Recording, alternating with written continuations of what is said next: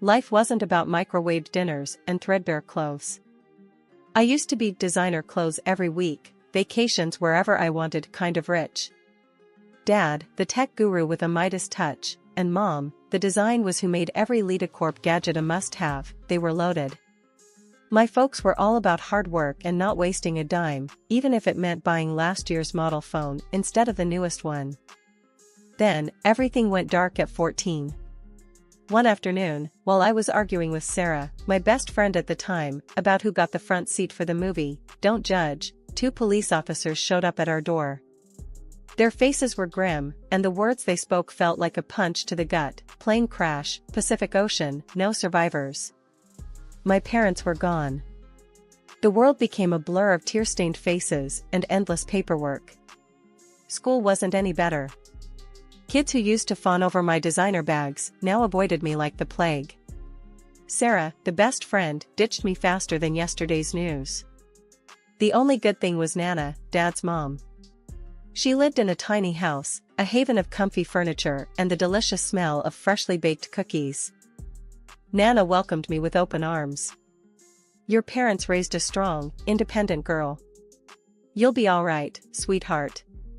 Nana became my confidant, the only one who understood the emptiness gnawing at me. One day, after a fight with my former rich friends, I found Nana in her garden, surrounded by vibrant sunflowers. Tears pricked my eyes as I blurted out, "Why'd my parents lock everything away, Nana? It's not like I'm gonna blow it all on, like a diamond-encrusted poodle." Nana chuckled, a dry sound. "They knew you, honey. Knew you were special. They wanted you to learn about life, the real life, not some fake world built on money. Trust me, when you turn 25, you'll be ready." Ready for what? I didn't know. But Nana's unwavering faith and the memory of my parents' warm smiles kept me going. I learned to cook on Nana's ancient stove, devoured books at the local library, and even landed a part-time job at the bookstore downtown. Sure, it wasn't the life I was born into, but it was mine. And for the first time in a long while, a flicker of hope ignited within me.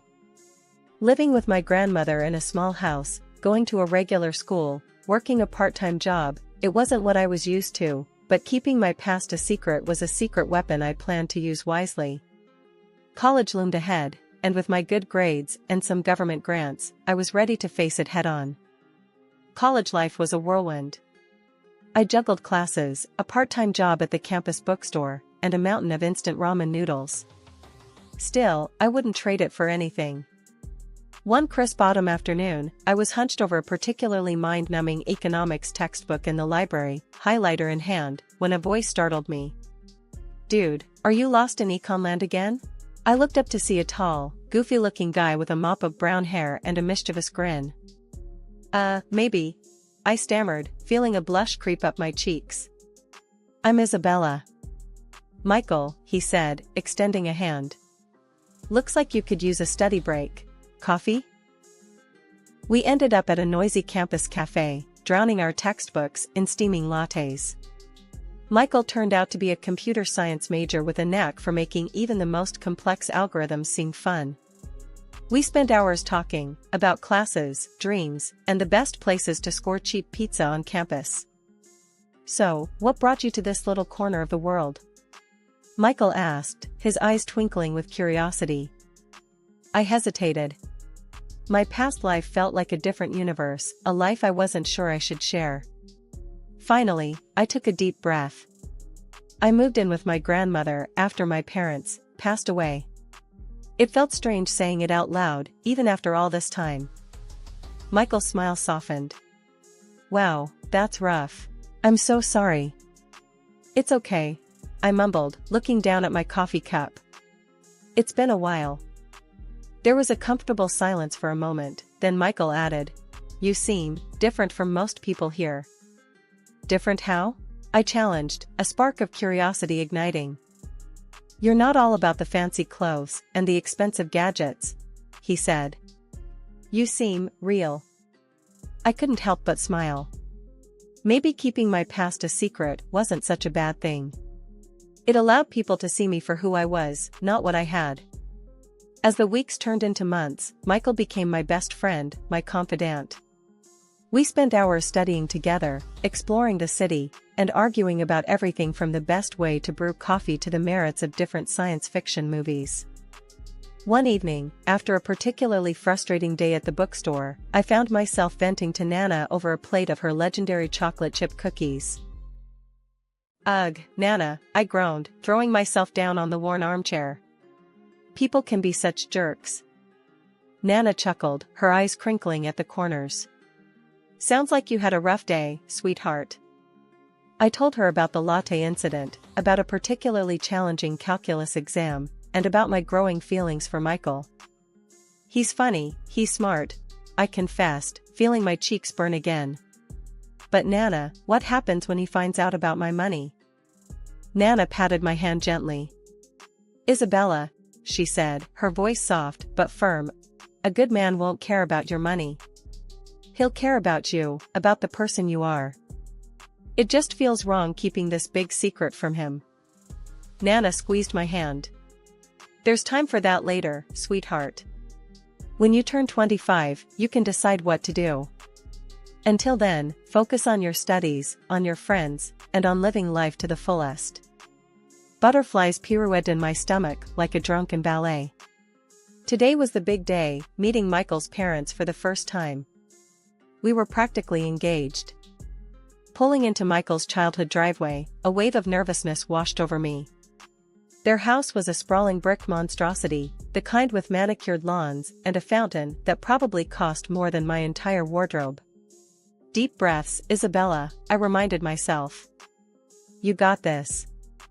The door swung open before I could even knock, revealing a woman with a perfectly coiffed blonde mane and a smile that didn't quite reach her eyes. "This must be Michael's mom, Martha." "Isabella, so lovely to finally meet you," she chirped, her voice dripping with honeyed condescension. Come in, dear." Behind her stood a younger girl, all skinny jeans and a bored expression. Michael's sister, Lily, I presumed. She barely glanced at me before rolling her eyes and sauntering back inside. Great first impression. Martha ushered me into a living room that looked straight out of a magazine, plush couches, gleaming hardwood floors, and enough throw pillows to build a fort. "So, Isabella," Martha began, her gaze scanning me head to toe in a way that made me feel like a used car on display. "Tell me about yourself. Where do you hail from?"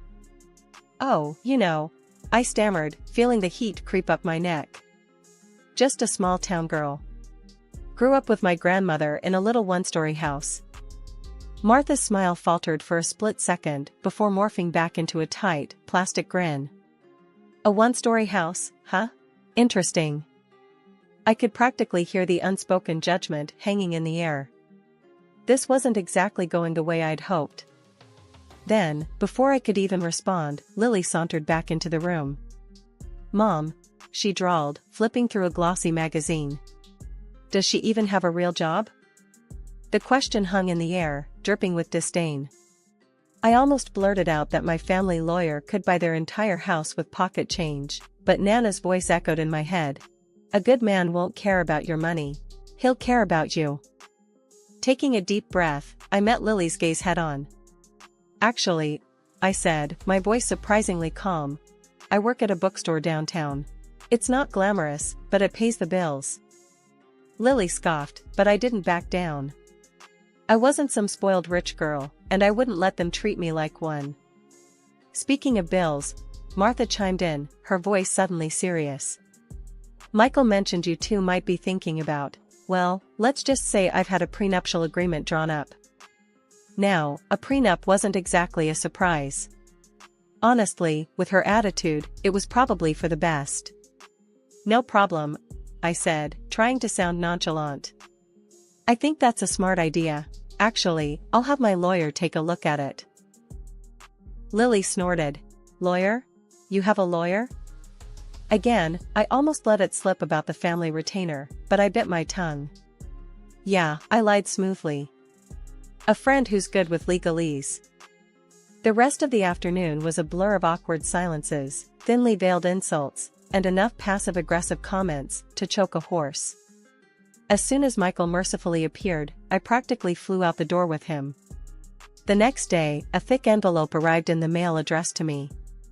Inside, a document with fancy lettering proclaimed it to be the prenuptial agreement Martha had mentioned. Skimming through it, it seemed straightforward enough: a division of assets acquired during the marriage, the usual boilerplate stuff. My heart hammered in my chest. During the marriage. This was exactly what worried me. I called my actual lawyer, the one Nana had recommended years ago, and explained the situation. He chuckled after hearing about the prenup. "They're barking up the wrong tree," he assured me. "This agreement only applies to assets acquired during the marriage. Your inheritance is separate and wouldn't be affected by this in the slightest." Relief washed over me. "So, what do I do?" "Simple," he said. "Sign the darn thing. It doesn't hurt you, and it might put their minds at ease. Besides, you know what they say, keep your enemies close." A slow smile spread across my face. Maybe this whole thing wasn't so bad after all. In fact, it might be a little fun to play along with their misconceptions for a while. The wedding wasn't a lavish affair at a swanky hotel, but it was perfect. We said our vows under a canopy of fairy lights in Nana's backyard, surrounded by close friends and family. It was simple, elegant, and filled with love. Everything I ever wanted. But as the saying goes, no wedding is complete without a little drama. And drama arrived in the form of Lily, Michael's heavily made up, heavily inebriated younger sister. A few glasses of champagne in, Lily decided it was showtime. In the middle of a toast, she slurred out accusations that would make a sailor blush. "She's after his money," she shrieked, pointing a shaky finger at me. "She doesn't know the first thing about manners, or class." My cheeks burned, but I held my tongue. Michael, however, did not. He marched over to her, his voice low and dangerous. "Lily, shut your mouth. Right now." Lily just scoffed and shoved him away. "Don't touch me. You're both fools. She's just a gold digger." That was it. I'd had enough. Ignoring Michael's pleading look, I whipped out my phone and dialed the police. "We have a situation here," I said calmly, explaining the scene. The party came to a screeching halt. Michael's mom turned a shade of purple, and guests exchanged stunned whispers. By the time the police arrived, Lily was sprawled on a lawn chair, muttering incoherent threats. The rest of the night was a blur. The police took Lily away, vowing to talk to her in the morning when she was sober. Michael apologized profusely, his face etched with shame. His mom, however, were a different story. Martha glared at me like I'd personally insulted the queen. "You've disgraced this family," she hissed, her voice tight with fury. "Now the press will have a field day with this." Honestly, I didn't care. Their family drama? Not my problem. In fact, the prospect of less Martha in my life was kind of appealing. 2 years flew by in a blur of designer shopping sprees, fancy dinners, and a growing emptiness in the pit of my stomach. The cracks in our relationship, once hairline fractures, had widened into gaping chasms. Michael, the charming, attentive man I fell in love with, seemed to have vanished. In his place stood a stranger, a workaholic with a bottomless pit for money and a vocabulary increasingly laced with his mother's venomous barbs. He'd stay late at the office, returning home well past midnight, reeking of expensive cologne and a vague dissatisfaction that hung heavy in the air. One evening, as he scoffed at my suggestion for a cozy night in, a familiar phrase slipped from his lips. "Honestly, Isabella," he drawled, "sometimes I wonder if you understand the beauty of big money." It was Martha's voice echoing through his, a cold, condescending sneer disguised as playful teasing. My blood ran cold. The urge to blurt out the truth, to reveal the hefty inheritance waiting for me on my 25th birthday, was a constant itch under my skin. But Nana's words always rang in my ears: true love doesn't need money to survive. So I swallowed the truth, the bitter pill lodged in my throat. Desperate to salvage our crumbling marriage, I brought up the topic of children. "Maybe it's time we started a family," I suggested tentatively, a hopeful smile plastered on my face. Michael's response was like a slap in the face. A kid? Seriously? He scoffed. Don't you think that's a bit convenient? Trying to trap me here with a baby? His words echoed in the silence, each syllable dripping with suspicion. He was repeating his mother's twisted narrative, turning my desire for a family into a manipulative ploy. However, after a couple of months I threw myself into planning Michael's birthday party with a fervor bordering on desperation. It was a desperate attempt to recapture the spark, to remind him of the happy couple we once were. I envisioned a lively gathering, filled with laughter and good company. Maybe, just maybe, it would reignite the flame that seemed to be flickering out. I sent out invitations, meticulously crafting a guest list that included all his friends, colleagues, and with a heavy heart, his mother and sister. In my heart of hearts, I hoped they'd decline. Their presence was guaranteed to inject a healthy dose of drama into the celebration, which was the last thing I needed. The day arrived, a perfect blend of sunshine and warmth. The house buzzed with activity as friends streamed in, bearing gifts and good cheer. Michael, dressed in a crisp new shirt, a birthday gift, naturally, beamed as he received congratulations and well wishes. A sliver of hope flickered within me. Maybe, just maybe, this could be a turning point. A discordant note, however, shattered the illusion. Just as Michael and I were about to cut the cake, the doorbell chimed. My stomach clenched. It was them. Martha, resplendent in a designer outfit that screamed "Look at me," and Lily, her younger sister, looking like a runaway from a bad reality TV show. Lily, clad in a dress that left little to the imagination, made a beeline for the champagne table. A wave of nausea washed over me. Lily, notorious for her inability to hold her liquor, was a disaster waiting to happen. I opened my mouth to warn Michael, but he was already engrossed in conversation with his mother, oblivious to the approaching storm. As predicted, the champagne flowed freely, and with it, Lily's inhibitions. Soon, she was weaving through the party, a tipsy hurricane in a sequin dress. Her voice grew louder with each passing glass, her words laced with a malicious intent. "You'll never be one of us," she slurred, pointing a drunken finger at me. "You're just a gold digger, after Michael's money and his family name." Tears welled up in my eyes, blurring the scene before me. But Michael, oblivious to my distress, remained glued to his mother's side, his back turned on me. He didn't even spare me a glance as Lily launched into a tirade about my supposed inadequacies as a wife and future mother. "You'll never carry on the family lineage," she screeched, waving a sheaf of papers in the air. "You'll only give birth to weak, pathetic babies."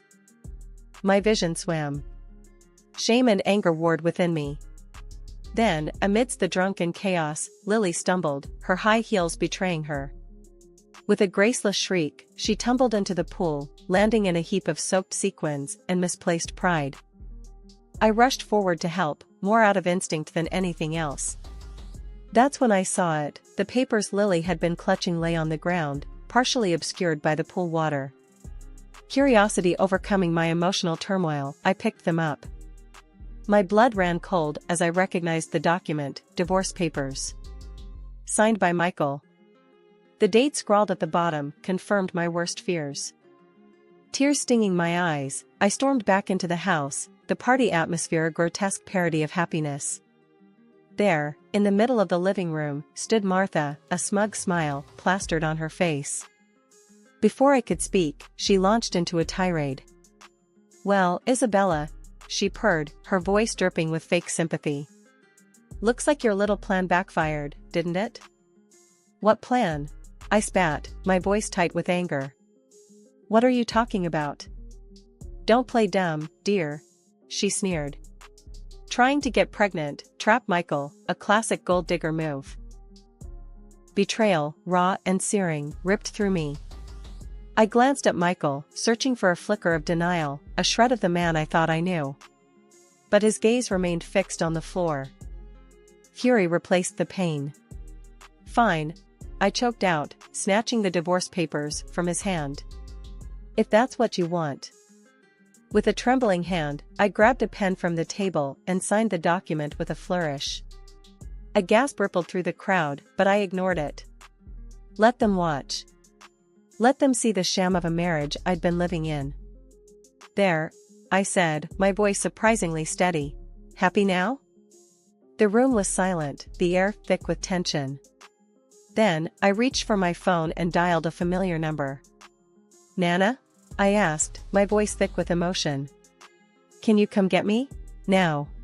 A few minutes later, my grandmother, bless her heart, materialized in the doorway.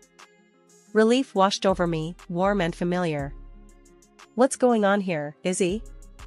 Nana asked, her eyes taking in the scene with a sharp glint.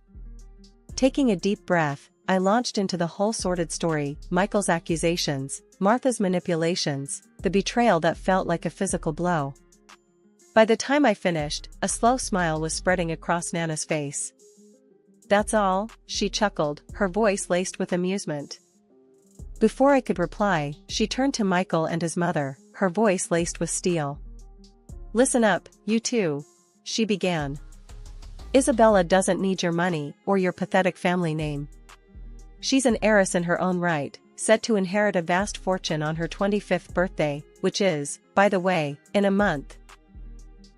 The color drained from Martha's face.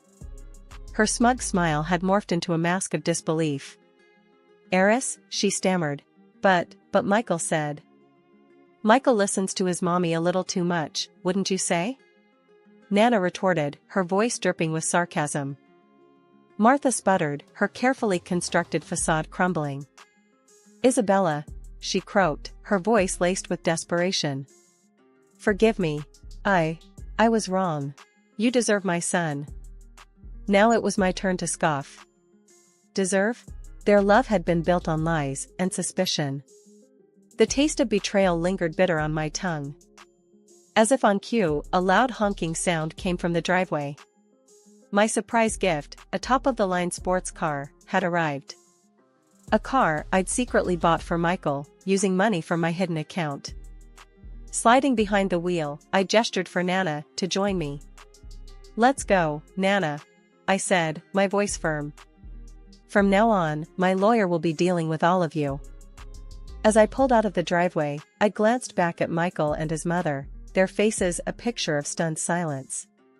Leaning out the window, I added one last parting shot. Oh, and by the way, I said, a mischievous glint in my eyes. I recorded the whole thing, including your little drunken performance, Lily. I held up my phone, showing them the social media post with a rapidly rising number of. The roar of the engine filled the air as I peeled out of the driveway, leaving behind a cloud of dust and a family drama for the ages. A week after the dust settled from the divorce drama, the phone rang. It was Martha. Honey dripping from her voice, she launched into a desperate plea for reconciliation. Apparently, Michael was lost without me, and they both wanted me back in their perfect little family. I cut her short. Thanks for the offer, Martha, I said, my voice cool. But the damage is done. Move on. Then came Michael. He showed up at my doorstep, looking like a kicked puppy in a Brioni suit. A sob story about his manipulative mother and his undying love for me tumbled out of his mouth. Yeah, right. Spare me the crocodile tears, Michael, I said, my voice laced with steel. Actions speak louder than words. You had your chance. He hung his head, defeated. There weren't any grand gestures, no groveling or apologies worth a damn. Just another attempt at manipulating me back into his life. Goodbye, Michael, I said, shutting the door firmly. Nana and I remained in our cozy little house on Maple Street. Forget mansions, this place held memories, laughter, and the comforting aroma of Nana's famous apple pie. My 25th birthday arrived, ushering in a tidal wave of wealth. The inheritance was staggering, more money than I could ever dream of spending. But luxury cars and designer clothes held no appeal. Instead, I channeled that wealth into something meaningful. The Isabella Foundation, dedicated to my beloved parents, was born. This foundation offered a lifeline to people struggling financially, a way up from the quicksand of debt and hardship. It was my way of giving back, of making a difference in the world. Running the foundation kept me busy, but it was the most rewarding work I'd ever done. Reading success stories, witnessing the hope blossom in people's eyes, that's what fueled me. The sting of betrayal had faded, replaced by a quiet satisfaction.